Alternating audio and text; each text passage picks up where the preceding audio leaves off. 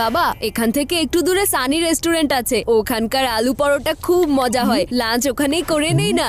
হ্যাঁ হ্যাঁ, কেন নয়, কিন্তু আগে তোমার মা আমাদের পারমিশন তো দিক। কি ঠিক বলেছি না মেঘা? এখন যদি আমি মানা করি তাহলে তো সারা জীবনের জন্য ভিলেন হয়ে যাব। এর চেয়ে ভালো তো সেখানেই যাই। তুমি আলু পরোটা খেও আর আমি ফুলকপি সবজির পরোটা খাবো মাখন লাগিয়ে। ইয়েস! এই পরোটা খেয়েই তো লাস্ট মান্থে আমার পেট খারাপ করেছিল। আর তাছাড়া এখন যদি আমরা এই দোকানে থামি তাহলে তো 2 ঘন্টা এখানেই চলে যাবে। তাহলে আমি সন্ধ্যার ম্যাচটা কিভাবে দেখবো? কিছু তো করতেই হবে।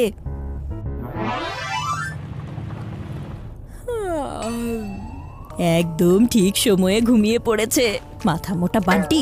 এখন তুমি আরামে স্বপ্ন দেখো আর আমি আরামে তোমার স্বপ্নের উপর পানি ঢালবো।